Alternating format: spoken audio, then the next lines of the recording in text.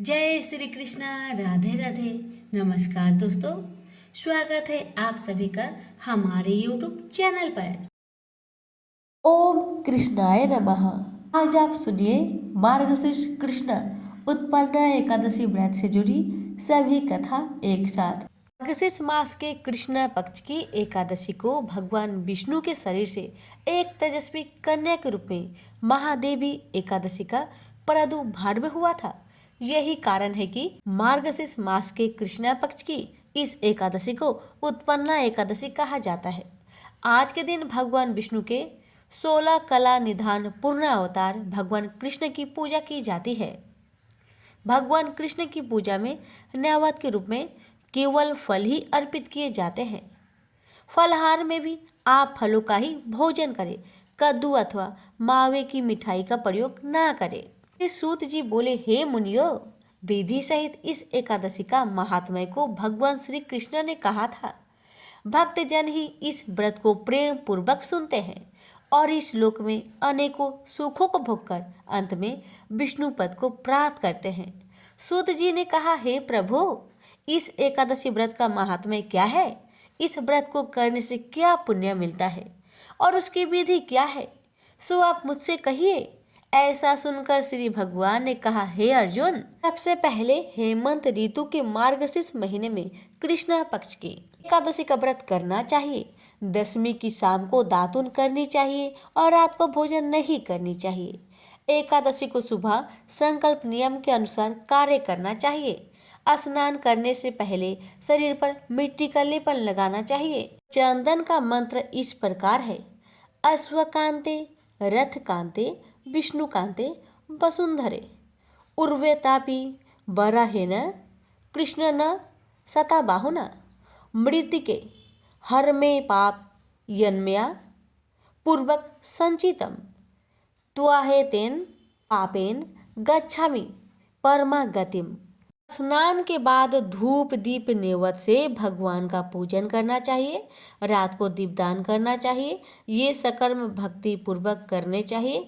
उस रात को नींद और स्त्री प्रसंग को त्याग देना चाहिए। एकादशी के दिन तथा रात्रि में भजन सत्संग आदि शुभ कर्म करने चाहिए। उस दिन श्रद्धा पूर्वक ब्राह्मणों को दक्षिणा देनी चाहिए और उनसे अपनी गलतियों की क्षमा मांगनी चाहिए।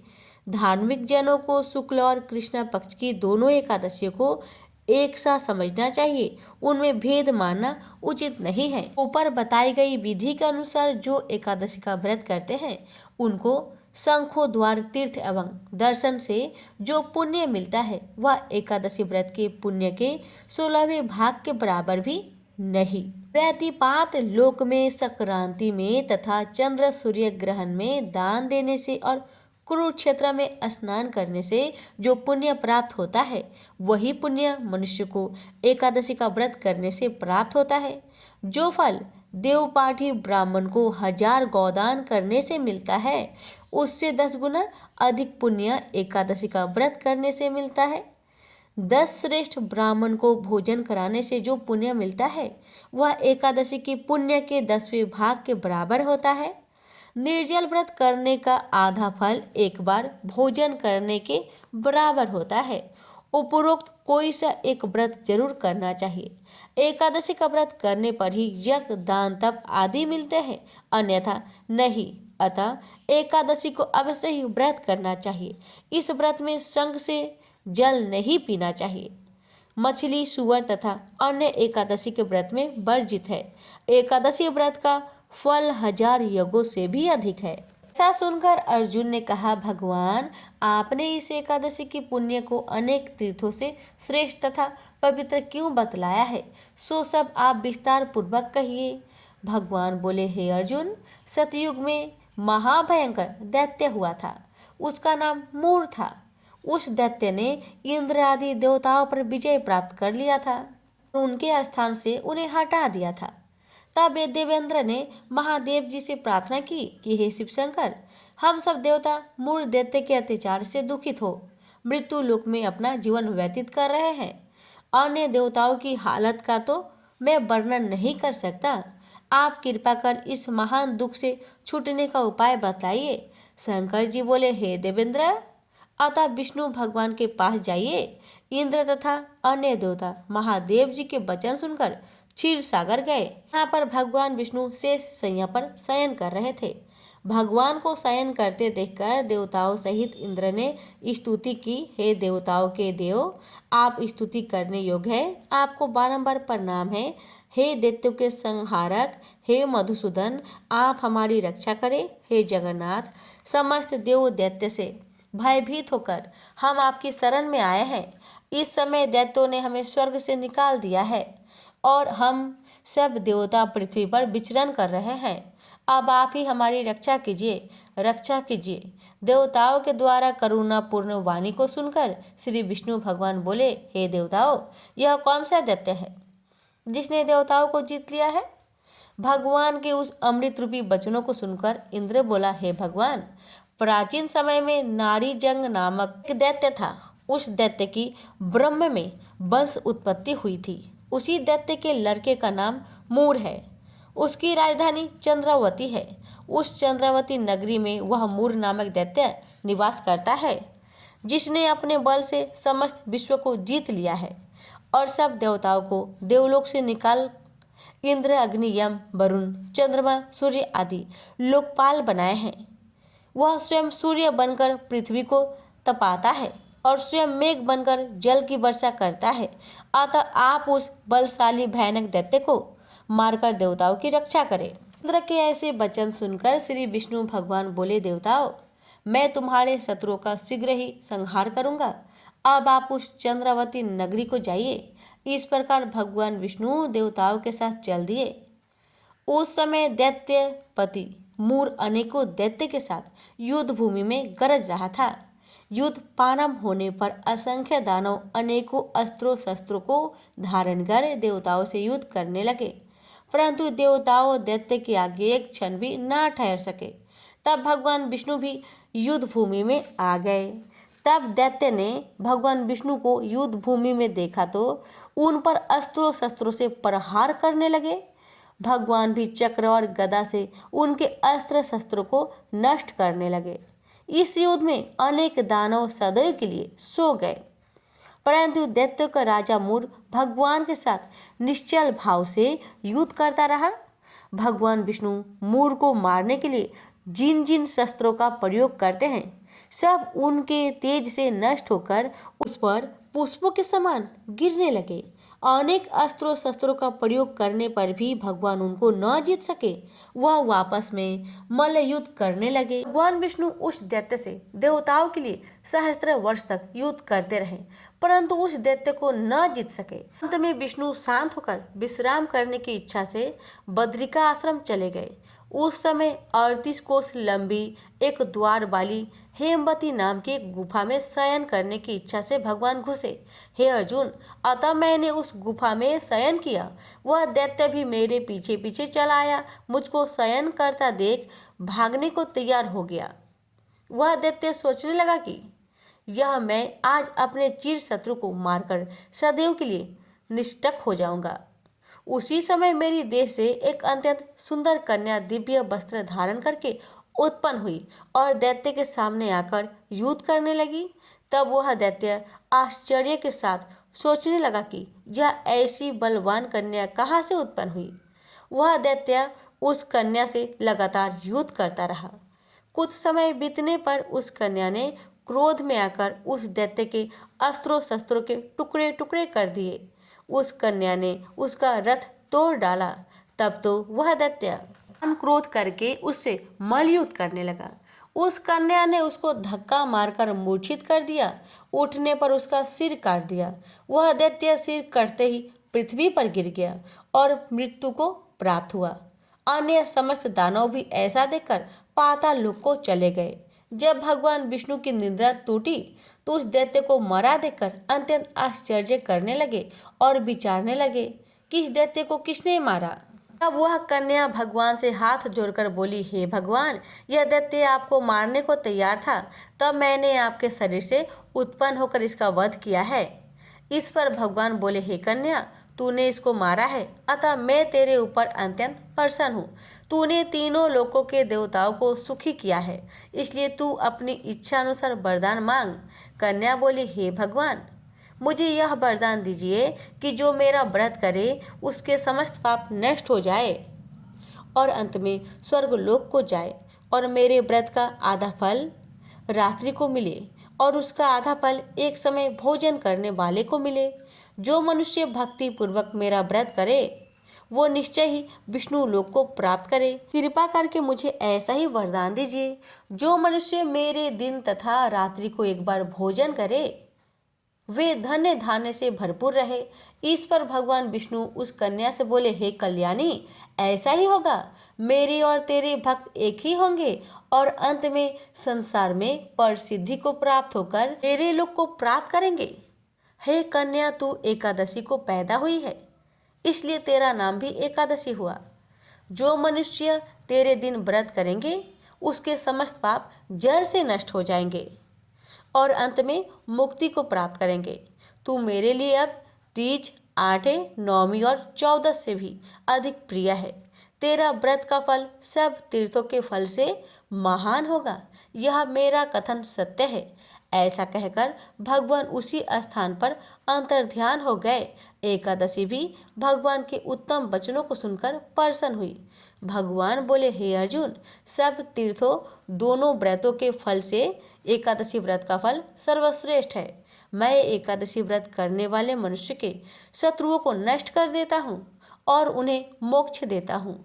उन मनुष्य के विघ्नों को मैं स्वयं ही नष्ट कर देता हूँ।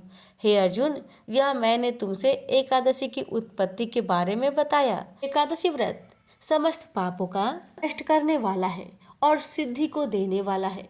उत्तम मनुष्य को दोनों पक्षों की एकादशी को समान समझना चाहिए। उनसे भेदभाव मानना उचित नहीं है। जो मनुष्य एकादशी महात्म्य को श्रवण व पठन करते हैं उनको अश्वमेध यज्ञ का फल मिलता है। तो प्रेम से बोलिए, विष्णु भगवान की जय, लक्ष्मी माता की जय, एकादशी माता की जय। नारद जी ने कहा, बाले, तुम व्यर्थ ही अपने को क्यों खेद में डाल रही हो? अरे, तुम इतनी चिंतातुर क्यों हो? भगवान श्री कृष्ण के चरण कमलों का चिंतन करो। उनकी कृपा से तुम्हारा सारा दुख दूर हो जाएगा। इन्होंने कौरवों के अत्याचारों से द्रौपदी की रक्षा की थी और गोप सुंदरियों को सनाथ किया था। वे श्री कृष्ण कहीं चले थोड़े गए हैं। फिर तुम तो भक्त हो और सदा उन्हें प्राणों से प्यारी हो। तुम्हारे बुलाने पर तो भगवान नीचे के घरों में भी चले जाते हैं। सत्य, त्रेता और द्वापर, इन तीनों युगों में ज्ञान और वैराग्य मुक्ति के साधन थे, किंतु कलयुग में तो केवल भक्ति ही ब्रह्म सायुज्य मोक्ष की प्राप्ति कराने वाली है। यही सोचकर ही परमानंद चिन्ह मूर्ति ज्ञान स्वरूप श्री हरि ने अपने सत्य रूप से तुम्हें रचा है। तुम साक्षात श्री कृष्ण चंद्र की प्रिया और परम सुंदरी हो। एक बार जब तुमने हाथ जोड़कर पूछा था कि मैं क्या करूं, भगवान ने तुम्हें यही आज्ञा दी थी कि मेरी भक्तों का पोषण करो। तुमने भगवान की वह आज्ञा स्वीकार कर ली। इससे तुम पर श्री हरि बहुत प्रसन्न हुए और तुम्हारी सेवा करने के लिए मुक्ति को तुम्हें दासी के रूप में दे दिया और इस ज्ञान वैराग्य को पुत्रों के रूप में तुम अपने साक्षात स्वरूप से बैकुंठ धाम में ही भक्तों का पोषण करती हो। भूलोक में तो तुमने उनकी पुष्टि के लिए केवल छाया रूप धारण कर रखा है। तब तुम मुक्ति, ज्ञान और वैराग्य को साथ लिए पृथ्वी तल पर आई हो और सत्य युग से द्वार पर पर्यंत बड़े आनंद से रही।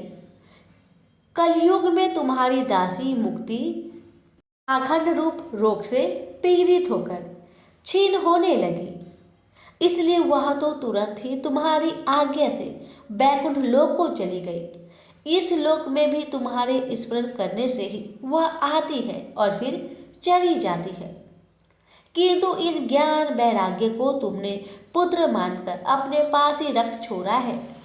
फिर भी कलयुग में इनकी अपेक्षा होने के कारण तुम्हारे ये पुत्र उत्साहहीन और वृद्ध हो गए हैं। फिर भी तुम चिंता ना करो, मैं इनके नवजीवन का उपाय सोचता हूँ।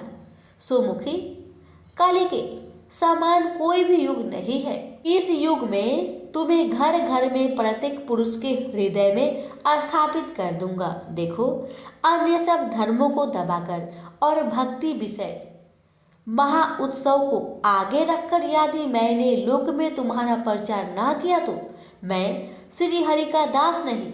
इस कलयुग में जो जीव तुमसे युक्त होंगे वे पापी होने पर भी बेखटके भगवान श्री कृष्ण के अभय धाम को प्राप्त होंगे, जिनके हृदय में निरंतर प्रेम रूपनी भक्ति निवास करती है। वे शुद्धंत कारण पुरुष स्वप्न में भी यमराज को नहीं देखते। जिनके हृदय में भक्ति महारानी का निवास है, उन्हें प्रेत, पिशाच, राक्षस या दैत्य आदि स्पर्श करने में भी समर्थ नहीं हो सकते। तब वेद, ध्यान, ज्ञान और कर्म आदि किसी भी साधन से भगवान बस में नहीं किए जा सकते।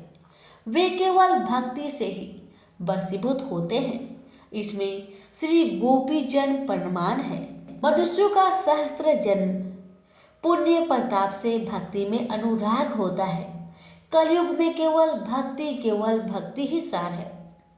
भक्ति से तो साक्षात श्री कृष्णचंद्र सामने उपस्थित हो जाते हैं।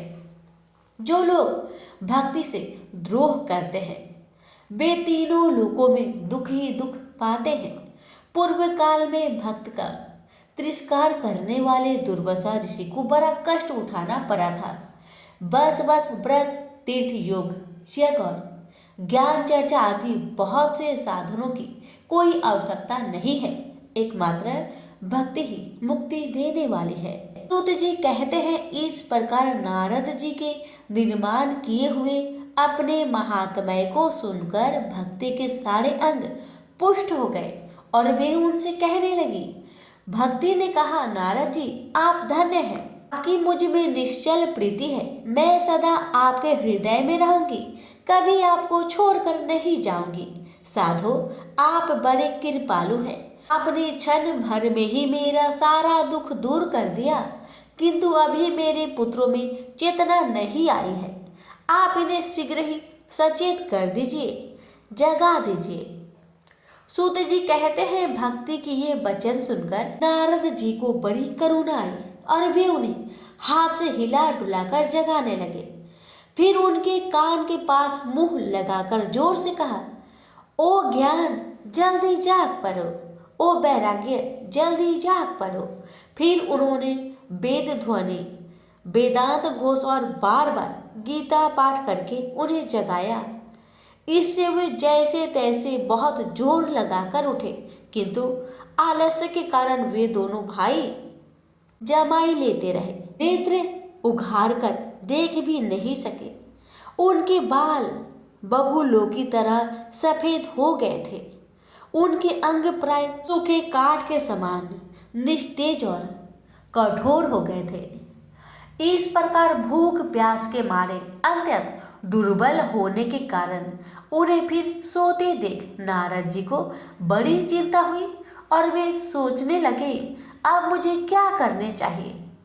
इसकी यह नींद और इससे भी बढ़कर इनकी वृद्ध अवस्था कैसे दूर हो। शौनक जी इस प्रकार चिंता करते करते वे भगवान का स्मरण करने लगे। उसी समय यह आकाशवाणी हुई कि मुने, खेद मत करो, तुम्हारा यह उद्योग निसंदेह सफल होगा। ऋषि, इसके लिए तुम एक सत्कर्म करो। वह कर्म तुम्हें शांति शिरोमणि महानुभाव बताएंगे।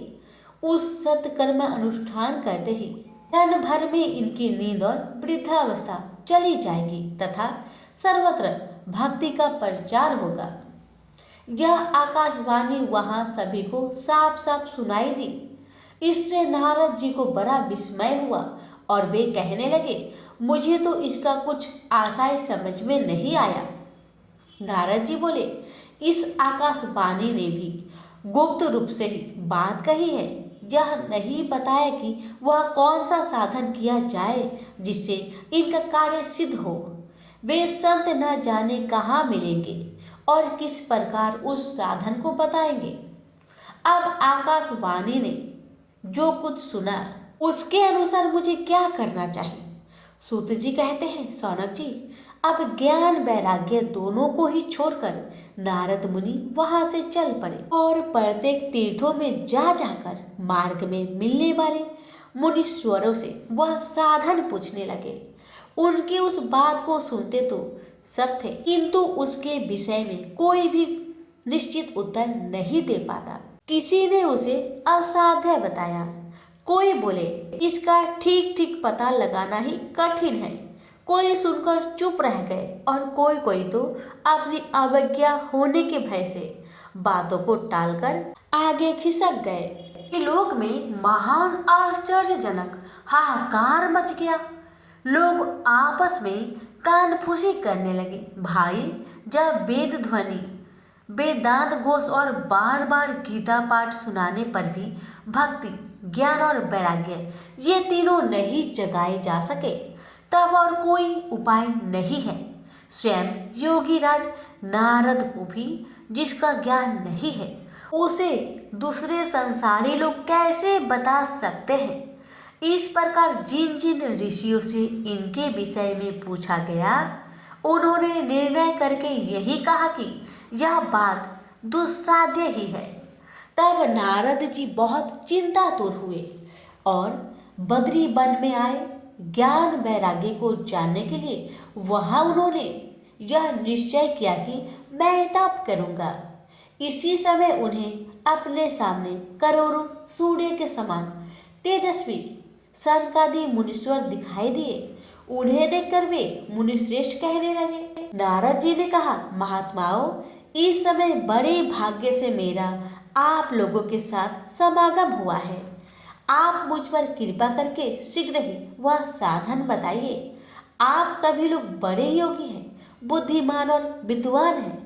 आप देखने में 5-5 वर्षों के बालक से ज्ञान पढ़ते हैं, किंतु हे पूर्वज के भी पूर्वज, आप लोग सदा बैकुंठ धाम में निवास करते हैं, निरंतर हरि कीर्तन में तत्पर रहते हैं, भगवत लीला मित्र का रसास्वादन कर सदा उसमें उन्मत्त रहते हैं और एकमात्र भगवत कथा ही आपके जीवन का आधार है। हरि शरणम, भगवान ही हमारे रक्षक है। यह वाक्य मंत्र सर्वदा आपके मुख में रहता है। इसी से काल प्रेरित वृद्ध अवस्था भी आपको बाधा नहीं पहुंचाती। पूर्व काल में आपके भ्रूभंग मात्र से भगवान विष्णु के द्वारपाल जय और विजय तुरंत पृथ्वी पर गिर गए थे और फिर आपकी ही कृपा से वे पुनः बैकुंठ लोक पहुंच गए। धन्य है, इस समय आपका दर्शन बड़े सौभाग्य से ही हुआ है। मैं बहुत दीन हूँ और आप लोग स्वभाव से ही दयालु है, इसलिए मुझ पर आपको अवश्य कृपा करनी चाहिए। बताइए, आकाशवाणी ने जिसके विषय में कहा वह कौन सा साधन है और मुझे किस प्रकार उसका अनुष्ठान करना चाहिए? आप इसका विस्तार से वर्णन कीजिए। भक्ति, ज्ञान और वैराग्य को किस प्रकार सुख मिलता है और किस तरह इनकी प्रेम पूर्वक सब वर्णों में प्रतिष्ठा की जा सकती है। सनकादि ने कहा, देव ऋषि, आप चिंता ना करें, मन में प्रसन्न हो। उनके उद्धार का एक सरल उपाय पहले से ही विद्यमान है। नारद जी, आप धन्य हैं। आप वीरोक्त के शिरोमणि हैं, श्री कृष्ण दासों के स्वतः पद प्रदर्शक एवं भक्ति योग के भास्कर हैं। आप भक्ति के लिए जो उद्योग कर रहे हैं, यह आपके लिए कोई आश्चर्य की बात नहीं, समझनी चाहिए। भगवान के भक्त के लिए तो भक्ति की सम्यक स्थापना करना सदा उचित ही है। ऋषियों ने संसार में अनेकों मार्ग प्रकट किए हैं, किंतु वे सभी कष्ट साध्य है और परिमाण में प्राय स्वर्ग की ही प्राप्ति कराने वाली है। अभी तक भगवान की प्राप्ति कराने वाला मार्ग तो गुप्त ही रहा है उसका उपदेश करने वाला पुरुष प्राय भाग्य से ही मिलता है। आपको आकाशवाणी ने जिस सत्कर्म का संकेत किया है उसे हम बताते हैं। आप प्रसन्न और समाहित चित होकर सुनिए। नारद जी, दर्भ यज्ञ, तपोयज्ञ, योग यज्ञ और स्वाध्याय रूप ज्ञान यज्ञ, ये सब तो स्वर्ग दी की प्राप्ति कराने वाली कर्म की ओर संकेत करते हैं। पंडितों ने ज्ञान यज्ञ को ही सत्कर्म का सूचना माना है। वह श्रीमद् भागवत पारायण है, जिसका गान सुकादि महानुभाव ने किया है। उसके शब्द सुनने से ही भक्ति, ज्ञान और वैराग्य को बराबर मिलेगा। इससे ज्ञान वैराग्य का कष्ट मिट जाएगा। सिंह की गर्जना सुनकर जैसे भेड़िया भाग जाते हैं, उसी प्रकार श्रीमद् भागवत की ध्वनि से कलयुग के सारे दोष नष्ट हो जाएंगे। अब प्रेम रस प्रवाहित कराने वाली भक्ति, ज्ञान और वैराग्य को साथ लेकर प्रत्येक घर और व्यक्ति के हृदय में कीड़ा करेगी। नारद जी ने कहा, मैंने वेदांत की ध्वनि और गीता पाठ करके उन्हें बहुत जगाया, किंतु फिर भी भक्ति, ज्ञान और वैराग्य ये तीनों नहीं जागे। ऐसी स्थिति में श्रीमद् भागवत सुनाने से वे कैसे जागेंगे?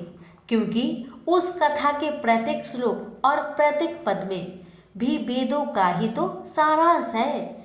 आप लोग शरणागत वत्सल है तथा आपका दर्शन कभी व्यर्थ नहीं होता, इसलिए मेरा यह संदेह दूर कर दीजिए। इस कार्य में विलंब न कीजिए।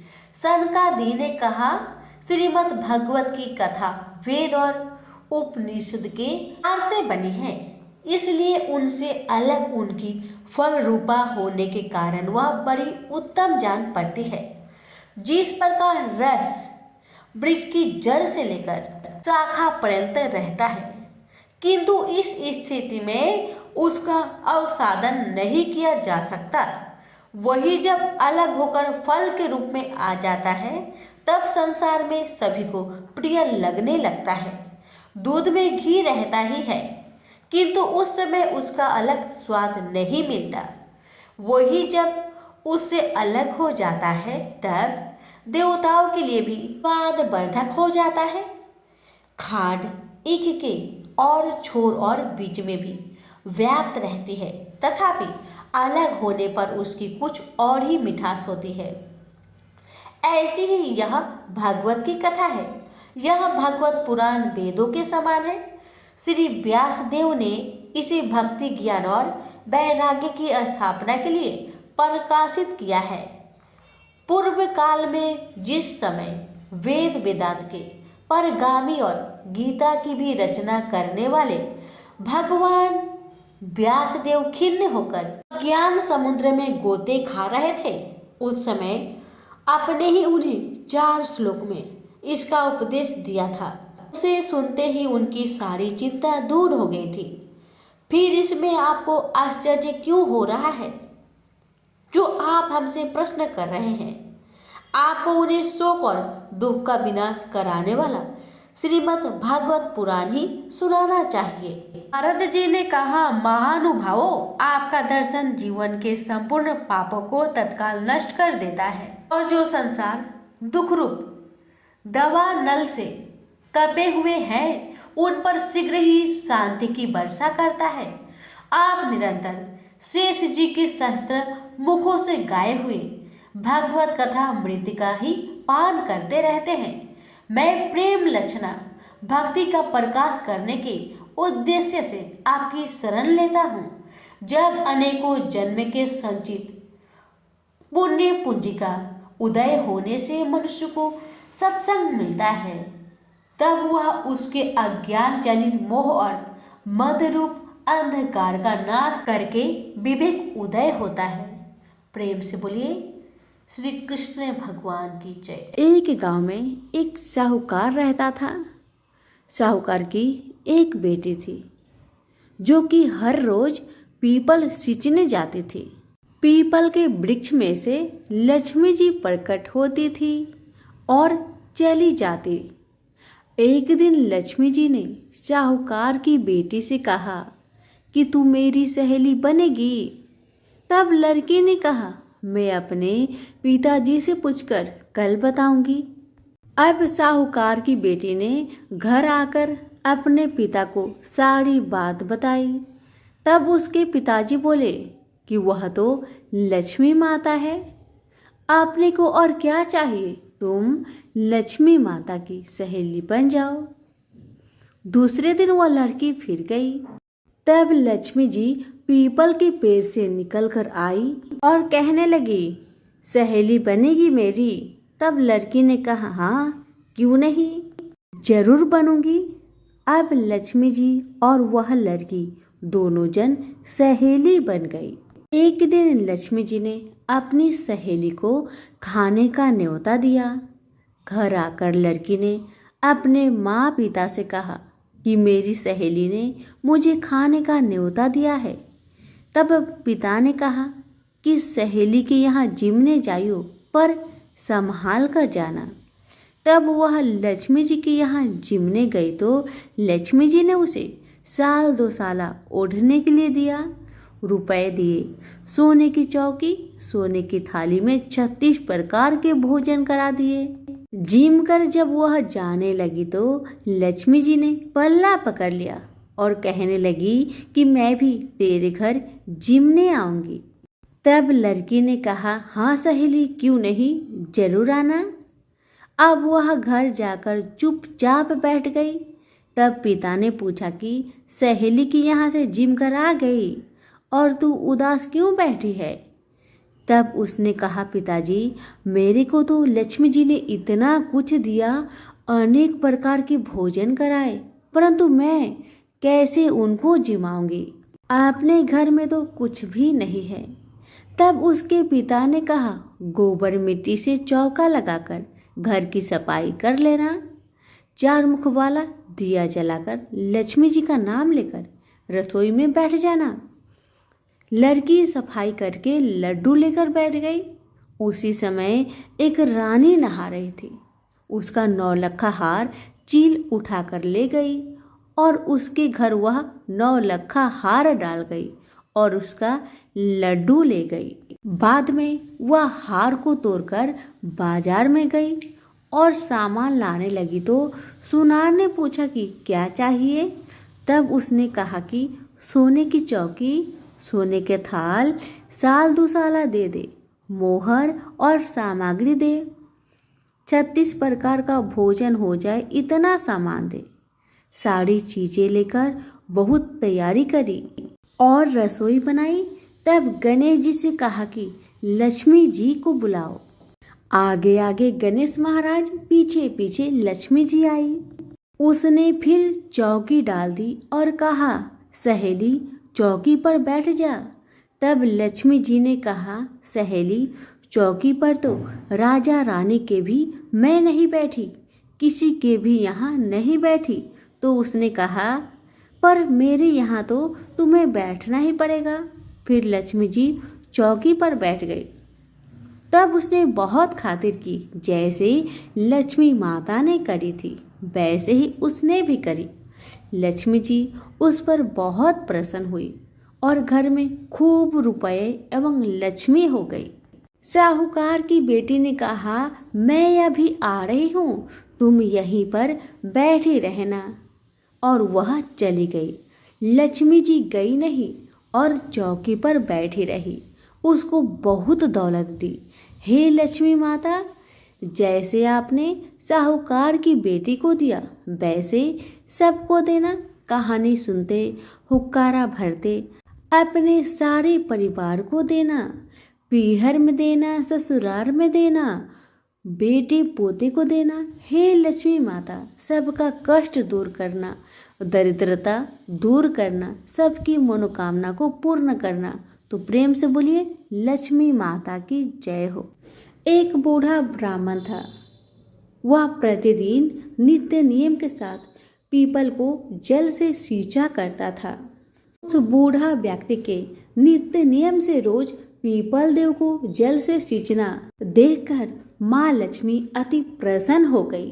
अब माँ लड़की एक कन्या का भेष में पीपल के वृक्ष से निकलती और बूढ़े ब्राह्मण से कहती, पिताजी मैं आपके साथ चलूंगी।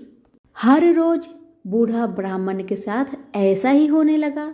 जब भी बूढ़ा ब्राह्मण पीपल को जल से सींचने आता, तभी पीपल के वृक्ष में से एक कन्या निकलकर बाहर आती और कहती, पिताजी मैं आपके साथ चलूंगी। अब एक ही बात रोज सुन सुनकर बूढ़ा ब्राह्मण सूखने लगा, दिन ब दिन कमजोर होने लगा। तो उसकी पत्नी ने पूछा, क्या बात है, आपका तबीयत दिन ब दिन खराब क्यों हो रहा है? कोई बात है तो मुझे बताइए। पत्नी की बात सुन तब बूढ़ा ब्राह्मण बोला कि मैं हर रोज जब भी पीपल को सींचने जाता हूँ ना, तभी पीपल के वृक्ष में से एक कन्या निकलकर बाहर आती है और मुझसे कहती है, पिताजी मैं आपके साथ चलूंगी। पति की बात सुन पत्नी कहने लगी, तो कल उसे अपने घर ले आइएगा, जहाँ आपकी 6 लड़कियां हैं वहाँ और एक ही सही। पत्नी की बात मानकर अगले दिन सुबह बूढ़ा ब्राह्मण फिर पीपल को जल से सींचने गया और फिर से वह लड़की बाहर आई और कहने लगी, पिताजी मैं आपके साथ चलूंगी। तब बूढ़ा ब्राह्मण ने कहा, ठीक है चलो फिर। और ब्राह्मण उस बिटिया को अपने घर ले आया। बिटिया को घर लाने के बाद बूढ़ा ब्राह्मण आटा मांगने गया तो उसे पहले के दिनों की अपेक्षा आज ज्यादा आटा मिली थी। जब बुढ़िया वह आटा छानने लगी तो 7वीं बिटिया जो पीपल वृक्ष से आई थी, वह बिटिया कहने लगी, माँ लाओ आटा को मैं छान देती हूँ। जब वह आटा छानने बैठी तो परात भर गई। उसके बाद माँ खाना बनाने जाने लगी तो बिटिया बोली, माँ आज रसोई तो मैं ही बनाऊंगी। बिटिया की बात सुन माँ कहने लगी, ना बेटी ना, तुम्हारी हाथ जल जाएगी। लेकिन लड़की नहीं मानी। वह रसोई में खाना बनाने गई तो उसने तरह तरह के 36 व्यंजन बना डाले और आज सभी भरपेट खाना खाए। इससे पहले बूढ़े ब्राह्मण के परिवार को कभी भी पेट भर के भोजन नहीं मिलता था। कभी आधा ही पेट खाते तो कभी बिन खाए ही सो जाते थे। लेकिन आज उन सभी ने भर भर पेट भोजन खाए। मामा कहने लगा, आज तो भरपेट खाना खाया और ऐसा भोजन तो इससे पहले मैंने कभी भी नहीं खाया है। तब बुढ़िया कहने लगी कि भाई ये भोजन तो तेरी पावनी बहन ने बनाया है। जैसे ही शाम हुई तो पावनी बेटी कहने लगी, माँ चौका लगा के चौका का दिया जला देना, कोठे में सो जाऊंगी मैं। बुढ़िया बोली, ना बेटी ना, तू डर जाएगी। लेकिन वह बिटिया न मानी। वह कहने लगी, माँ मैं नहीं डरूंगी। वह बिटिया अंदर कोठे में ही जाकर सो गई।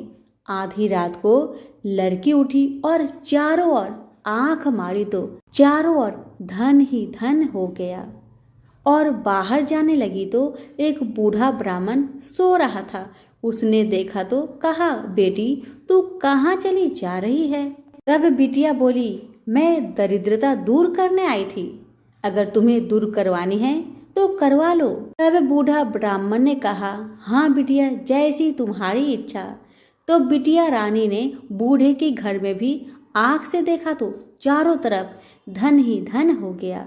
तब बूढ़ा ब्राह्मण का परिवार सुबह सोकर उठे तो लड़की को घर में ना देखकर उसे ढूंढने लगे कि मेरी पावनी बेटी कहाँ चली गई।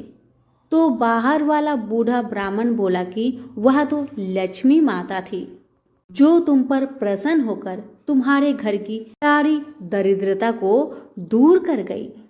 हे लक्ष्मी माता, जैसे आपने उनकी दरिद्रता दूर की, वैसे ही हम सबकी करना। कहानी कहने वालों के भी, सुनने वालों के भी, हुक्कारे भरने वालों के भी, सभी के परिवार पर अपनी कृपा सदा बनाए रखना। तो सभी प्रेम से बोलिए, लक्ष्मी माता की जय हो। श्री कृष्ण भगवान बोले, हे पार्थ, जो मुझ में मन लगाकर मेरे में ही आश्रय लेकर योगा अभ्यास करते हुए मेरे स्वरूप का संचय रहित पूर्ण ज्ञान प्राप्त होगा। सो सुनो, विज्ञान के सहित वह पूर्ण ज्ञान में तुम्हें सुनाता हूँ, जिसके जानने से तुमको इस लोक में और कुछ जानना शेष न रहेगा। सहस्त्रों मनुष्य में से कोई एक सिद्धि प्राप्त के लिए यत्न करता है। उन यत्न करने वाले सिद्धों में से कोई बिरला ही मुझे ठीक जान पड़ता है।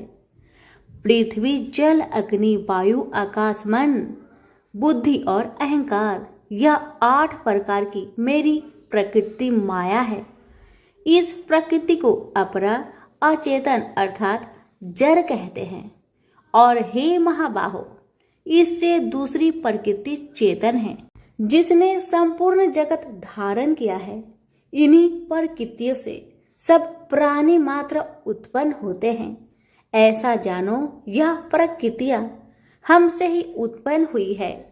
इस तरह सब जगत की उत्पत्ति और प्रलय का कारण मैं ही हूँ।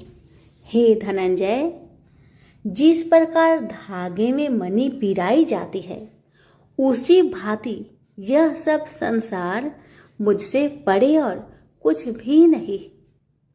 हे कुंती पुत्र, जल में रस में मैं ही हूँ, चंद्रमा और सूर्य में प्रकाश में मैं ही हूँ, सब वेदों का सार मैं ही हूँ, आकाश में शब्द तथा पुरुष में पौरुष मैं ही हूँ। हे अर्जुन, पृथ्वी में सुगंध तथा अग्नि में तेज रूप मैं ही हूँ, सब प्राणियों में जीवन और तपस्वियों का तप मैं ही हूँ। हे पार्थ, समस्त प्राणियों में सनातन बीज रूप मुझको ही जानना, बुद्धिमानों में बुद्धि स्वरूप और तेजस्वियों में तेज मैं ही हूँ। हे अर्जुन, काम और रोग रहित बलवान पुरुषों में धर्म के विरुद्ध न जानने वाला कर्म मैं ही हूँ।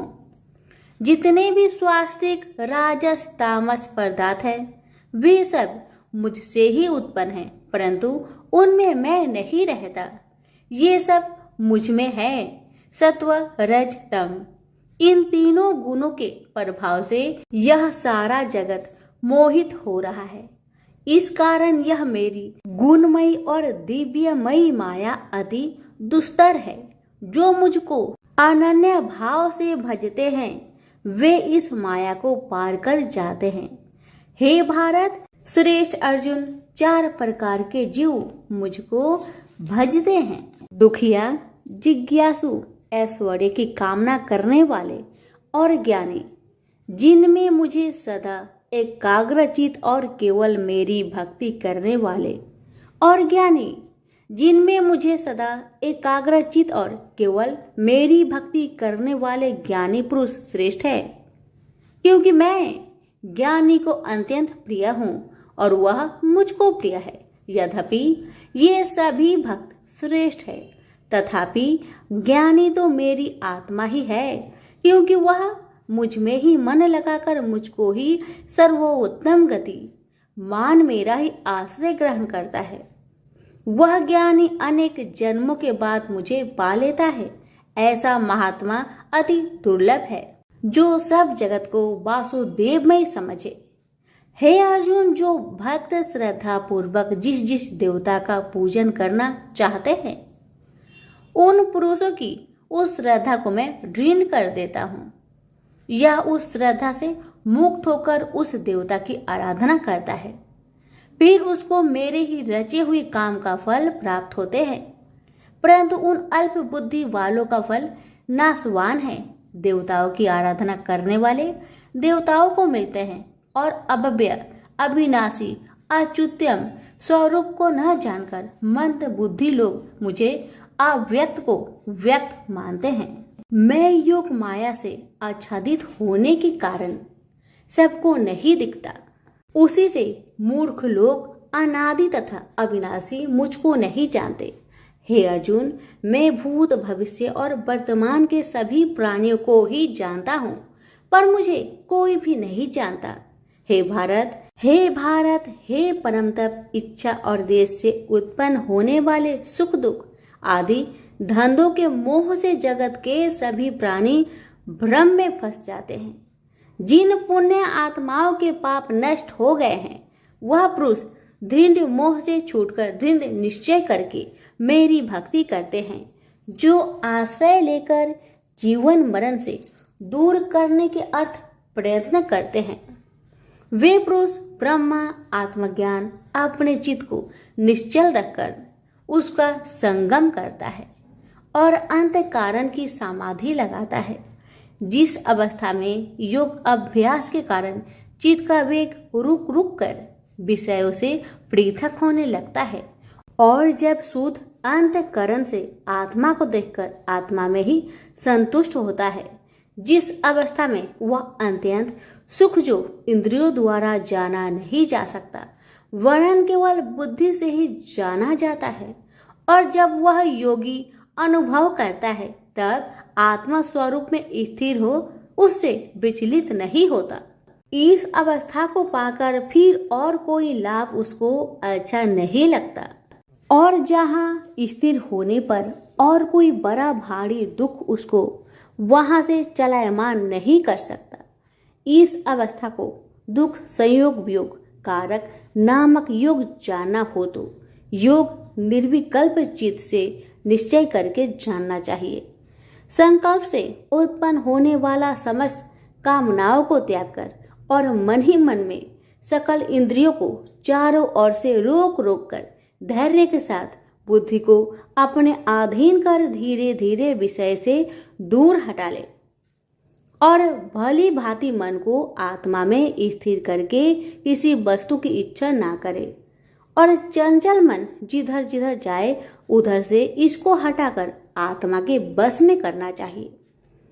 इस प्रकार शांति चित्त तथा रजोगुण से रहित निष्पाप तथा ब्रह्म स्वरूप योगी को उत्तम सुख प्राप्त होता है।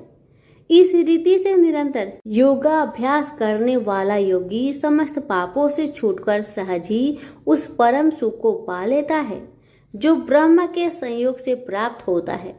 जिसका मन योग में स्थिर हो गया है उसकी दृष्टि भी सर्वत्र समान हो जाती है और वह सब प्राणियों में अपने को और अपने में सब प्राणियों को देखता है, जो सब प्राणियों में मुझको और मुझ में सब प्राणियों को देखता है। मैं उससे अलग नहीं रहता और मुझसे वह अलग नहीं रहता, जो अभेद भाव से रहता है, सब प्राणियों में स्थिर हो मेरा मनन करता है। वह योगी चाहे जिस अवस्था में रहे मुझ में मिल जाता है। हे अर्जुन, जो समस्त प्राणियों के दुख सुख के समान समझता है और सबको समान देखता है वही श्रेष्ठ योगी है। अर्जुन बोले, हे मधुसूदन, आपने जो योग बताया कि सबको अपने ही समान देखे, सो मन के चंचल होने के कारण मैं उसको अपने में दृढ़ स्थिर नहीं देखता हूँ। हे श्री कृष्ण, यह चंचल मन बड़ा ही हठी पराक्रमी और दृढ़ है। इसको अपने अधीन रखना तो मुझे वायु को बांध रखने के समान ही प्रतीत होता है। श्री कृष्ण भगवान ने कहा, हे महाबाहो, इसमें संदेह की मन अति चंचल है, तो भी हे कुंती पुत्र, अभ्यास और वैराग्य से इसे बस में किया जा सकता है। जिसका मन बस में नहीं उसको योग अति दुर्लभ है। अर्जुन ने कहा, हे श्री कृष्ण, जिसमें श्रद्धा तो है पर योग प्राप्त करने में सफल नहीं हुआ है और जिसका चित्त योग से विचलित हो गया है, वह योग सिद्धि न पाने से किस गति को प्राप्त होता है? श्री कृष्ण बोले, हे अर्जुन, उसका यहाँ नाश नहीं होगा पर परलोक में भी नहीं होगा, क्योंकि उत्तम कर्म करने वाले किसी मनुष्य की दुर्गति नहीं होती।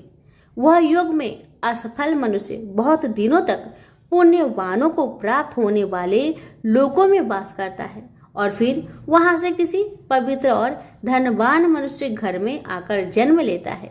इस प्रकार का जन्म पाना भी इस लोक में बड़ा दुर्लभ है। हे कुरुनंदन, यह योगियों के बस में जन्म लेकर पूर्व जन्म की बुद्धि संस्कार अर्थात आत्मज्ञान को पाता है और उससे अधिक सिद्धि के लिए यत्न करता हूँ। पूर्व जन्म में किए योग अभ्यास के बल में अनेक विघ्नों को पड़ने पर भी यह मोक्ष को प्राप्त होता है। योग की केवल इच्छा ही हो तो पुरुष शब्द ब्रह्म के परे जा पहुंचता है। जो बड़े परिश्रम और यत्न से योग अभ्यास करता है वह पापों से छूट मोक्ष को पाता है। बड़े तपस्वियों से योगी श्रेष्ठ है। जो शुद्ध होकर अनेक जन्मों में परिश्रम करके सफल होता है और ज्ञानियों से भी योगी श्रेष्ठ है। इसलिए हे अर्जुन, तुम योगी बनो। केवल मुझ में ही मन लगाकर योग प्राप्ति के लिए जो मेरा भजन करता है उसको समस्त योगियों के मध्य से मैंने अत्यंत श्रेष्ठ माना है। प्रेम से बोलिए श्री कृष्ण भगवान की जय। अब सुनिए श्रीमद् भगवत गीता पाठ अध्याय 7 की महात्म्य। भगवान शिव कहते हैं, हे पार्वती, अब मैं 7वें अध्याय का महात्म्य बतलाता हूँ, जिसे सुनकर कानों में अमृत राशि भर जाती है। पाटलिपुत्र नामक एक दुर्गम नगर है जिसका गोपुर बहुत ही ऊंचा है। उस नगर में शंकुकर्ण नामक एक ब्राह्मण रहता था। उसने वैश्यावृत्ति का आश्रय लेकर बहुत धन कमाया, किंतु ना तो कभी पितरों का तर्पण किया और न देवताओं का पूजन ही। वह धनोपार्जन में तत्पर होकर राजाओं को ही भोज दिया करता था। एक समय की बात है, उस ब्राह्मण ने अपना चौथा विवाह करने के लिए पुत्र और बंधुओं के साथ यात्रा की। मार्ग में आधी रात के समय जब वह सो रहा था, तब एक सर्प ने कहीं से आकर उसकी बाह में काट लिया। उसके काटते ही ऐसी अवस्था हो गई कि मणि, मंत्र और औषधि आदि से भी उसके शरीर की रक्षा असाध्य जान पड़ी। तत्पश्चात कुछ ही क्षणों में उसके प्राण पेखरू उड़ गए। वह प्रेत बना। फिर बहुत समय के बाद वह प्रेत सर्प योनि में उत्पन्न हुआ। उसका बीत धन की वासना में बंधा था। उसने पूर्व वृत्तांत को स्मरण करके सोचा, मैंने घर के बाहर करोड़ों की संख्या में अपना जो धन गार रखा है, उससे इन पुत्रों को वंचित करके स्वयं ही उसकी रक्षा करूंगा। सांप की योनि से पीड़ित होकर पिता ने एक दिव्य सपना में अपने पुत्र के समक्ष आकर अपना मनोभाव बताया। तब उसके पुत्र ने सवेरे उठकर बड़े विस्मय के साथ एक दूसरे से सपने की बातें कही। उनमें से झंझला पुत्र कुदाल हाथ में लिए घर से निकला और जहां उसके पिता सर्प योनि धारण करके रहते थे उस स्थान पर गया। यद्यपि उसे धन के स्थान पर ठीक ठीक पता नहीं था, तो भी उसने जीहो से उसका ठीक निश्चय कर लिया और लोभ बुद्धि से वहां पहुंचकर बाबी को खोदना आरंभ किया। तब उस बाबी से बड़ा भयानक सांप प्रकट हुआ और बोला, ओ मूर्ख, तू कौन है? किस लिए यहाँ आया है? यह बिल क्यों खोद रहा है? किसने तुझे भेजा है? ये सारी बातें मेरे सामने बता। पुत्र बोला, पिताजी, आपकी मुक्ति कैसे होगी? इसका उपाय मुझे बतलाइए, क्योंकि मैं इतनी रात को सब लोगों को छोड़कर आपके पास आया हूँ। पिता बोले, बेटा, गीता के अमृतमय 7वें अध्याय को छोड़कर मुझे मुक्त करने में तीर्थ, दान, तप और यज्ञ भी सर्वथा समर्थ नहीं है। केवल गीता का 7वां अध्याय ही प्राणियों के जरा, मृत्यु आदि दुखों को दूर करने वाला है। पुत्र, मेरे श्राद्ध के दिन गीता के 7वें अध्याय का पाठ करने वाले ब्राह्मण को श्रद्धा पूर्वक भोजन कराओ। इससे निसंदेह मेरी मुक्ति हो जाएगी। बस अपनी शक्ति के अनुसार पूर्ण श्रद्धा के साथ निर्वर्षी और वेद विद्या में प्रवीण अन्य प्राणी को भी भोजन कराना। सर्प योनि में पड़े हुए पिता के यह वचन सुनकर सभी पुत्र ने उनकी आज्ञा अनुसार तथा उससे भी अधिक किया। अब शंकुकर्ण ने अपने सर्प शरीर को त्याग कर दिव्य देह धारण किया और सारा धन पुत्रों के अधीन कर दिया। पिता ने करोड़ों की संख्या में जो धन उनमें बांट दिया था, उससे वे पुत्र बहुत प्रसन्न हुए। उनकी बुद्धि धर्म में लगने लगी थी, इसलिए उन्होंने बावली, कुआं, पोखरा, यज्ञ तथा देव मंदिर के लिए उस धन का उपयोग किया और अन्य शाला भी बनवाए तत्पश्चात 7वें अध्याय का सदा जप करते हुए उन्होंने मोक्ष प्राप्त किया। हे पार्वती, यह तुम्हें 7वां अध्याय का महात्म्य बतलाया, जिसके श्रवण मात्र से मानव सब पातकों से मुक्त हो जाता है। प्रेम से बोलिए उमापति शंकर भगवान की जय। वीडियो को लाइक शेयर करना ना भूले। धन्यवाद। बहुत समय पहले की बात है। किसी गांव में सभी औरतें तुलसी माता को सींचा करती थी और तुलसी माता को सींचते और पूजते समय कोई औरत धन मांगती तो कोई पुत्र मांगता तो कोई सुहाग मांगता। सब कोई सींचकर अपने घर को चला आता। उसी गांव में एक डोकरी सवा पहर रात को उठती थी और सवा पहर दिन चढ़े तब तुलसी माता की पूजा करती थी। तुलसी माता को पूजकर सींचकर वह कहती थी, हे तुलसी माता सत की दाता, मैं बिरला सींचू तेरी, तू कर निस्तारा मेरा।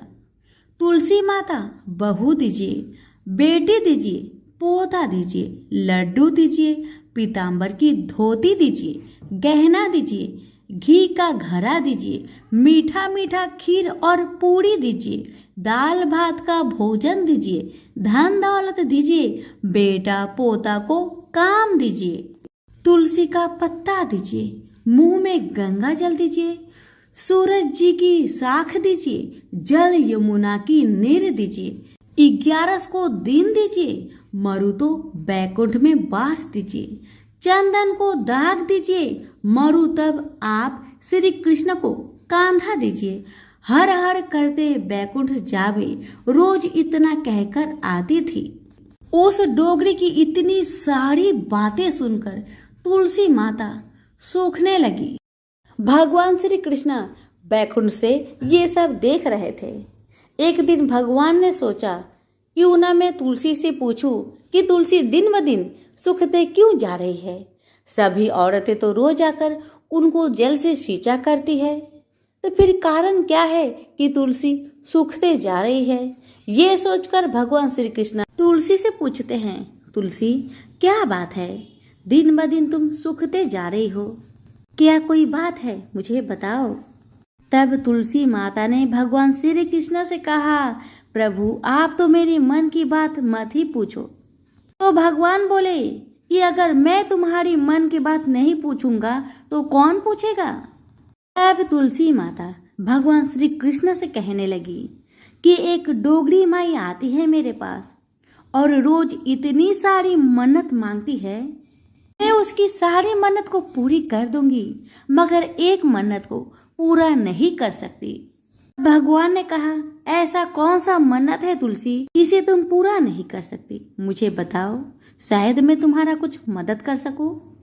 अब तुलसी माई कहने लगी, हे भगवान क्या बताओ, ये बूढ़ी माई कहती है जब वो मरे तो उसे कृष्ण का कंधा चाहिए। मैं तो इसकी सभी मन्नत को पूरी कर दूं, पर कृष्ण भगवान का कंधा मैं कहाँ से ला कर दूं भगवान।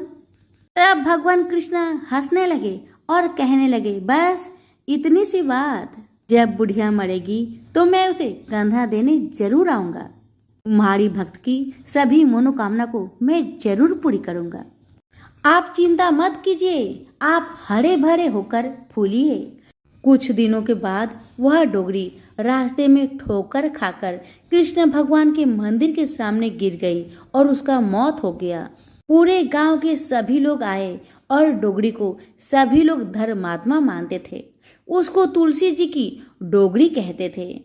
उसके परिवार में कोई और नहीं था, इसलिए गांव वालों ने ही उसके अंतिम संस्कार की योजना बनाई और उसे नहलाकर जब बैकुंठी पर बैठाने के लिए उसे उठाने लगे तो उसकी लाश इतनी भारी हो गई कि उसे कोई नहीं उठा पाया।